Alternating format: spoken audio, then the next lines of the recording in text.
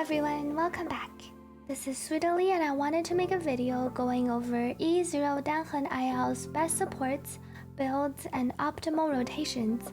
In terms of both damage and skill point efficiency, Bronya is his #1 support, followed by Tingyun and Yukong. But as you can see, this changes once Danhen IL becomes E2. If I have time, I will release a video covering his E2 builds next, which includes possibly the most broken combo in the game. Let me know in the comments if there's anything in particular you'd like to see me go over, and if you have any questions. Before I go into the details, I wanted to first go over some assumptions and tips for playing Danhen IL. Danhen IL's skill can enhance his basic attack up to 3 times, and I will be referring to the different levels of enhancement as A, 1 EA, 2 EA, and 3 EA. You only ever want to use 2 of these, his A and his 3 EA. This is because both his talent and skill scale off of the number of hits in his attack, with a buff from his skill needing 6 hits to max, and the buff from his talent only starting to stack from the 4th hit onwards. The coefficient scaling also heavily favors the 3 EA, especially when there are multiple enemies, so you should almost always be using either his 3 EA for the huge damage, or the Lunae for the +1 skill point. Danhen IL's skill and talent buffs all fall off after the end of his turn, unless you have E4 for the +1 turn duration on his skill buff, so you want to always use his ultimate right after his 3 EA if it happens to come up before the round ends. If you start the turn with his ultimate up, however, I recommend using the ulti first, as the energy loss is not worth the extra damage. Since you always start each battle with at least 3 skill points, no matter which rotation you go with, you can almost always safely use a 3 EA on his first turn. If you're strong enough to end the battle quickly, you can bring even more skill point taxing supports as well, as the battle might be over before you get into SP deck. On the flip side, do not feel bad if you ever have to use a normal attack, even though you're close to or at max SP. A Bronya plus Danhen IL combo can use 5 skill point plus 2 scales at once, and 1 less skill point can mean your Danhen IL cannot 3 EA, so it's generally better to make sure you have enough SP for your rotation. So even though it might feel bad sometimes, going over 5 skill points is not only okay, but sometimes preferred. His gear recommendations are as follows, and for his boots specifically, I always recommend attack boots over speed boots unless you're going for a 0 cycle MOC clear. With speed boots, you will generally find that your supports can't generate enough SP for him to 3 EA, and you'll end up losing damage. Ideally, your other 3 units are at least 1.5x faster than him, so they can go 3 turns for every 2 of his turns. This is especially important in the teaming rotation I will go over later. Moving on to his supports and rotations. As usual, Bronya is Danhen's best support, both in terms of total damage output and skill point efficiency. This is because the Bronya AE rotation lets Bronya be skill point neutral while giving Danhen IL 2x the turns in half the time, which equals more consistent energy gain and more damage. As an added bonus, Bronya's skill can also cleanse debuffs. If you're wondering who to trade for your standard 300, the answer is always Bronya.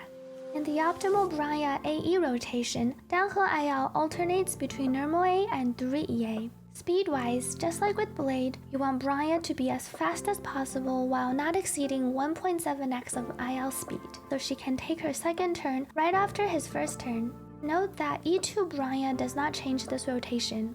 Energy-wise, if you don't have his S1, you technically need an ERR rope to guarantee the 4-turn ulti. But in actual combat, you will find that he frequently gets enough energy from defeating enemies and getting hit due to his destruction type and strong hitting skills. Therefore, unless you have an OP ERR rope, I personally recommend running an attack percent rope in this build. Skill point wise, this rotation is -1 skill point per 100 action value, which leaves room for your support or healer to use a skill every other turn. Silverwolf is a great choice if you're fighting a non-imaginary weak enemy that you have 50% chance or higher to implant on. Teaming is okay, but her E will not be able to buff more than 1 of Danhen IL's 3 EA turns unless you're buffing with her every turn, so the skill point becomes hard to manage. She becomes more promising when you have an E1 S1 plus Bronya, which gives the team more skill points to use. Similarly, Yukong is not recommended here unless you have her E6, as the turn order always being Danhen, Bronya Danhen means that Yukong cannot buff Danhen with her E. Note that Japard is not recommended for the sustain option in this build, as his shield will fall off very quickly with how many turns Bronya and Danhen are taking. Moving on to Tingyun.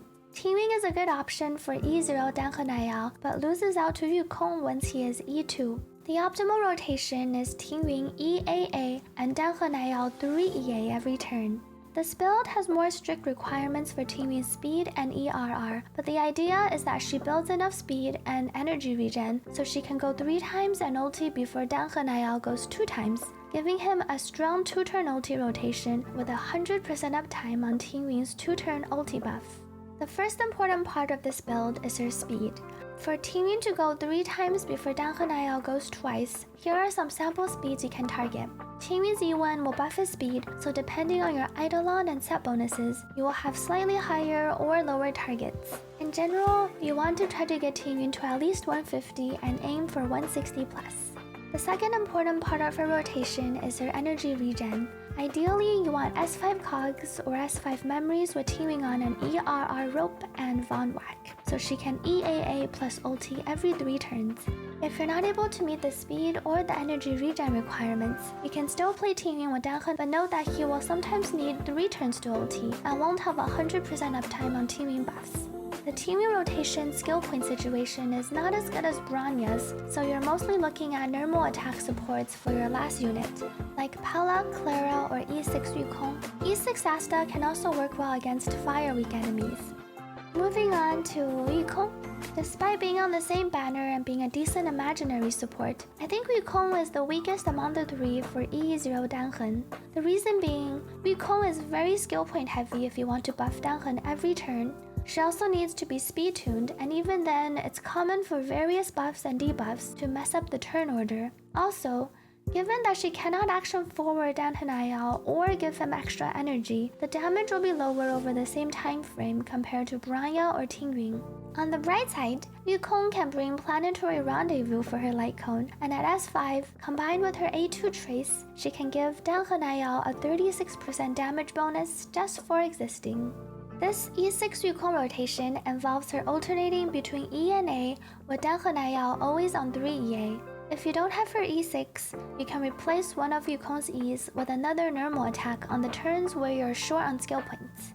You ideally want to sync Yukong's ultimate before Danhen IL's turn with his ulti for more damage. Speed-wise, she wants as much speed as possible while being right behind the other 2 supports on the team. Ideally, all your 3 other units besides Danhen IL are all close in speeds. If you have E1 Yukong, you might want more of a 1 speed gap between her and the next character due to her speed buff in the beginning. Energy-wise, Danhen IL's S1 or an ERR rope guarantees the rotation, but as mentioned prior, I strongly recommend just going with an attack % rope for more damage, as generally you can gain the 15 energy you need through getting hit or getting kills, especially in this case where his rotation takes longer overall.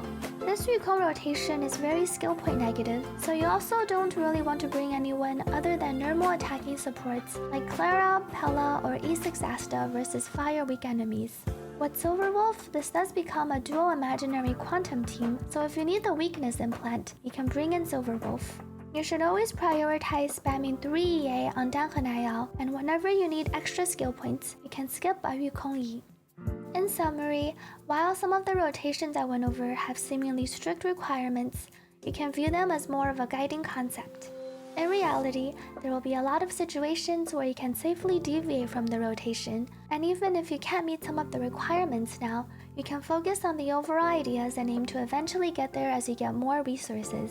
Feel free to mix and match and test out the different supports as well. Thank you for watching, and I would really appreciate it if you can like and subscribe.